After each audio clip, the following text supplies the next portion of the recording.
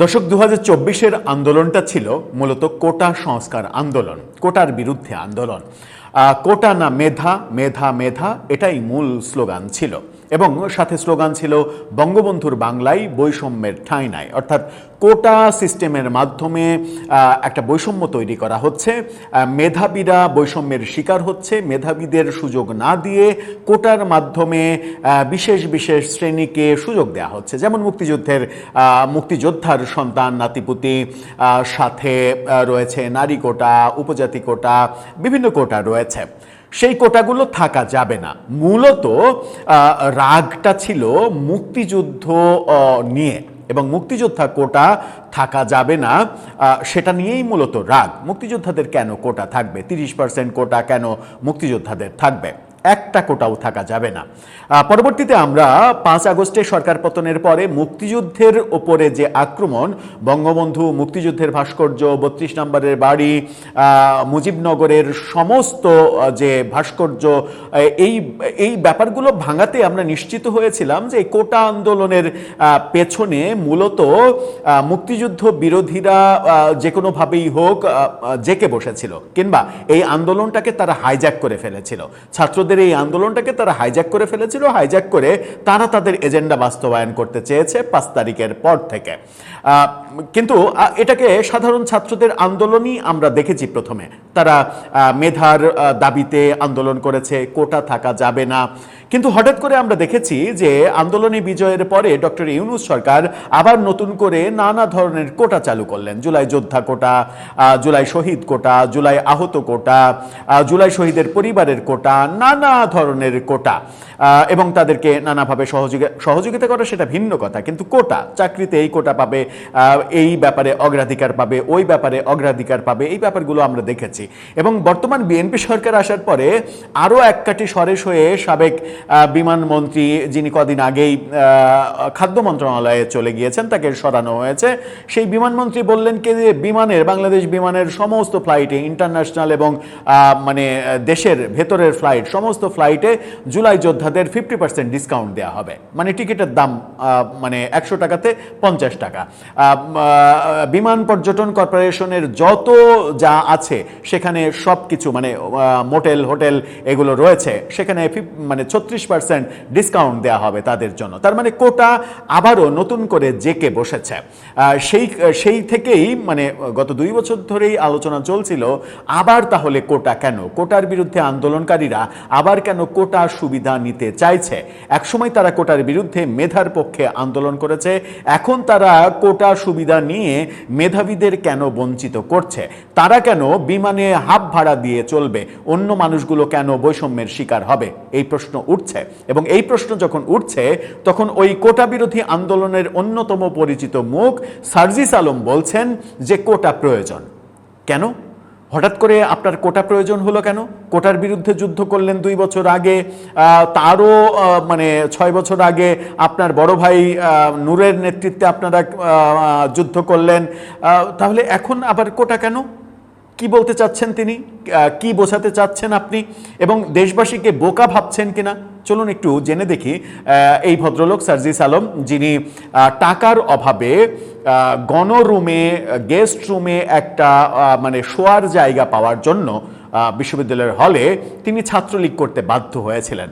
পরবর্তীতে আমরা দেখলাম যে ছাত্র অবস্থা থেকে বেরোনোর 1 বছরের মধ্যেই তিনি জমিদারের নাতি হয়ে গেলেন। কি বলছেন এই জমিদারের নাতি? একটু শুনে দেখি এই ভিডিওতে। থাকবেন পলিটিক্স টিভির নিয়মিত আয়োজনে।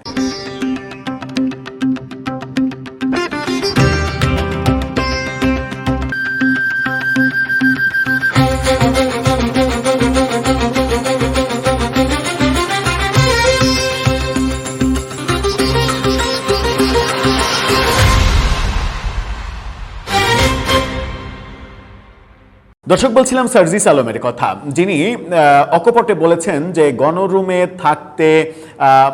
থাকার জন্য তিনি ছাত্রলীগ করতে বাধ্য হয়েছিলেন। গণরুমে একটা সিট, গণরুমে ওই ঢালা বিছানা, কোনো রকম শুয়ে থাকার একটা জায়গা। তার মানে হচ্ছে যে তার পরিবার এতটাই দরিদ্র একটা পরিবার যে তাকে গণরুমে থাকতে বাধ্য হতে হচ্ছে এবং ছাত্রলীগ করতে বাধ্য হতে হচ্ছে। একটা মেসে ৩,০০০ টাকা দিয়ে একটা সিট ভাড়া করে একটা মেসে থাকার মতো অ্যাবিলিটি তার নেই। কিন্তু তারপরেই দেখলাম যখন নির্বাচনের আগে তিনি শত শত গাড়ি নিয়ে শোডাউন করছেন, তখন বললেন যে এই শোডাউন করতে আর কয় টাকা লাগে, ৫-৭ লাখ টাকা, এটা তো কোনো টাকাই না। মানে আমার দাদার যে পরিমাণ সম্পত্তি আছে, যে এরকম টাকা কিংবা এরকম একটা নির্বাচন পার করা এটা কোনো ব্যাপারই না। হঠাৎ করে তিনি জমিদারের নাতি হয়ে গেলেন এবং প্রতিদিন প্রায় তার পাঞ্জাবির ডিজাইন পরিবর্তন হতে থাকলো, দামি গাড়িতে চড়া শুরু করলেন, চেহারায় একটা আলিশান একটা ভাব আসলো। মানুষ অভাবে থাকলে চেহারা একরকম থাকে, সুখে থাকলে চেহারা আর এক রকম থাকে, ক্ষমতায় থাকলে চেহারা একরকম থাকে, বিরোধী দলে থাকলে ক্ষমতা চেহারা আর এক রকম থাকে। এটা একেবারে পরিষ্কার, এটা আপনারা খেয়াল করে দেখবেন যে ব্যাপারটা পরিষ্কার। সেই ব্যাপারটা আমরা তার মধ্যে দেখেছি। তিনি এখন বলছেন যে কোটা প্রয়োজন। কেন কোটা প্রয়োজন? চলুন কি বলছেন তিনি শুনি। এই দেশ টিভির না, আপনারা এই শিরোনামটা দেখে নিন, যেখানে ৭১ টেলিভিশন বলছে, আর একটু প্রভাবশালী টেলিভিশনের কথা বলছি। ৭১ বলছে কিছু মানুষের জন্য যৌক্তিক কোটা রাখা উচিত, সার্জিস আলম। তখন এই বুদ্ধি আপনার কোথায় ছিল? যে কোটার বিরুদ্ধে আন্দোলন করলেন তখন কেন আপনারা মানেননি যৌক্তিক কোটা? এবং আদালতে যখন সিদ্ধান্ত হয়ে গেল যে এই কোটা যেটা আবার ফিরে এসেছিল সেই কোটা থাকবে না, সব মিলিয়ে কোটা 3%, 5%-এ কমিয়ে আনা হবে, তখন কেন মানেননি? এখন কেন বলছেন যে যৌক্তিক ভাবে এটা থাকা উচিত? কেন বলছেন? কেন বলতে হচ্ছে? কি বলছেন তিনি? চলুন একটু শুনি, তাহলে বোঝা যাবে ব্যাপারটা কি। তিনি বলছেন দেশের কিছু মানুষের জন্য যৌক্তিক মাত্রায় কোটা ব্যবস্থা থাকা প্রয়োজন। তিনি বলেন সমতলের মানুষের তুলনায় পাহাড়ের বাসিন্দাদের শিক্ষা, চাকরি, বসবাস ও পারিবারিক জীবনসহ নানা ক্ষেত্রে বেশি প্রতিকূলতার মধ্য দিয়ে যেতে হয়। খাগড়াছড়ির একটি কমিউনিটি সেন্টারে অনুষ্ঠান করতে গিয়ে তিনি সম্প্রতি এই কথা বলেছেন। যে অনুষ্ঠানে কমিউনিটি সেন্টারে অনুষ্ঠান যখন তিনি করছেন তখনকার ভিডিও সামাজিক যোগাযোগ মাধ্যমে ছড়িয়ে পড়েছে। পুরো হল ফাঁকা, কোনো দর্শক নেই, সব মিলিয়ে ৮-১০-১৫ জন সাংবাদিক, মোবাইল সাংবাদিক যারা মোবাইলে ছবি তুলছে, আর প্রায় ২00-৩০০ ধারণ ক্ষমতা সম্পন্ন গ্যালারি, সেই গ্যালারিতে সব মিলিয়ে বসে আছে ৮-১০ জন, এরকম অবস্থা, সেই রকম ছড়িয়ে পড়েছে। তো সেই জায়গায় যে তিনি বলছেন যে কোটা ব্যবস্থা থাকতে হবে এবং তিনি বলছেন কোটা ব্যবস্থার সুযোগ নিয়ে একটি সিন্ডিকেট নিয়োগ বাণিজ্য করছে, এতে প্রকৃত যোগ্য ব্যক্তিরা বঞ্চিত হচ্ছেন, নিয়োগের নামে লাখ লাখ টাকা হাতিয়ে নেওয়ার অভিযোগও করছেন। তিনি এই জেলা পরিষদে বিএনপির দলীয় কোটা চালুর অভিযোগ করে বলেছেন বিএনপি নেতা বা পদ পদবি থাকলে জেলা পরিষদে থাকার সুযোগ মিলছে, এমন একটি পরিস্থিতি তৈরি হয়েছে। সেই পরিস্থিতি ডক্টর ইউনূসের আমলে ছিল না? ডক্টর ইউনূস যখন ক্ষমতায় ছিলেন তখন তো তার কোটায়, আপনাদের কোটায় আপনারা রাজ করেছেন, বাংলাদেশে যা ইচ্ছা তাই করেছেন। নিজের এলাকায়, নিজের ইয়েতে গিয়ে, উপজেলায় গিয়ে ইওনো অফিসে, কনফারেন্স রুমে সরকারি সমস্ত কর্মকর্তাদের ডেকে আপনি মিটিং করেছেন। কোন অধিকারে, কোন পদ ও বলে আপনি এই মিটিংটা করেছেন? সুতরাং আপনারা সেই দৃষ্টান্ত কিন্তু দেখিয়েছেন। শেখ হাসিনার যে কর্মকাণ্ডকে আপনারা সমালোচনা করেছেন, কিংবা আমরা সবাই সমালোচনা করেছি, সেই কর্মকাণ্ডগুলো আপনারাও করেছেন। এখন যখন বিএনপি করছে বলে মনে হচ্ছে তখন আপনি সমালোচনা করছেন কেন? ডক্টর ইউনূসের আমলে আপনারা যা করেছেন সেগুলো ভুলে গেছেন? তার চেয়েও বড় কথা হচ্ছে যে এখন আপনার মনে হচ্ছে যে কোটা প্রয়োজন। কোটা বিরোধী আন্দোলন করলেন, কোটা বিরোধী আন্দোলনের পরে কোর্টে ফয়সালা হওয়ার পরেও সেই আন্দোলন চলমান থাকলো। আদতে সেটা কোটা বিরোধী আন্দোলন ছিল না, সেটা তখনই প্রমাণ হলো। সেটা মূলত শেখ হাসিনার রেজিম চেঞ্জ করার আন্দোলন ছিল এবং শেষ পর্যন্ত সেটাই হলো। এবং শেখ হাসিনা সরকার অনেকটা গবেটের মতো কাজ করেছে। এই আন্দোলনের মোটিভটা তারা বুঝতে পারেনি। তারা নিজেদেরকে অনেক বেশি ক্ষমতাবান মনে করেছে এবং ছাত্রদেরকে বালখিল্য ভাব দেখিয়েছে ছাত্রদের ব্যাপারে, সেই কারণে তাদের পতনটা হয়েছে। তারা যদি প্রথম থেকেই সচেতন থাকতো যে এটা আসলে কোটা বিরোধী আন্দোলন না, তাহলে হয়তো তাদের পতনটা এত দ্রুত হতো না, আরেকটু হয়তো সময় লাগতে পারতো, সেটা ভিন্ন কথা। শেখ হাসিনা সরকারের প্রচুর অপশাসন রয়েছে, যার যার সমালোচনা আমরা সবাই করি, কিন্তু আপনি একবার বলছেন কোটা না মেধা, মেধা মেধা, এখন বলছেন কোটা প্রয়োজন কেন? তখন আপনাদের মনে ছিল না যে পাহাড়ি আদিবাসী তারা পিছিয়ে পড়া জনগোষ্ঠী, তাদের কোটা প্রয়োজন? আমাদের সমাজে নারীরা এখনও পিছিয়ে পড়া জনগোষ্ঠী, তাদের কোটা প্রয়োজন।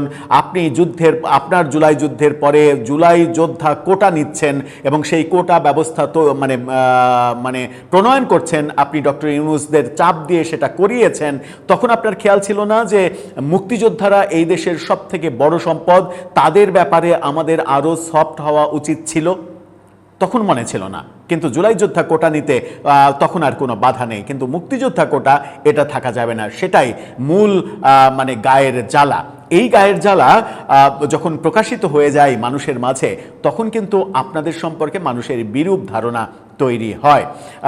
এখন আপনার যে বোধোদয় হচ্ছে, সেই বোধোদয়টা তখন হলে আমার মনে হয় যে আরেকটু ভালো হতো। তখন যদি স্পেসিফিক কথা হতো এবং তখনকার স্লোগানে যদি বঙ্গবন্ধুর বাংলায় বৈষম্যের ঠাঁই নাই, এই স্লোগানটা যদি আত্মার স্লোগান হতো, তাহলে 5 তারিখেই বঙ্গবন্ধুর ভাস্কর্য ভাঙার অভিযানে প্রথম আমরা দেখতাম না আপনাদেরকে কিংবা আপনাদের অনুসারীদের। দর্শক, আপনার মতামত এই ব্যাপারে জানিয়ে লিখতে পারেন আমাদের কমেন্ট বক্সে।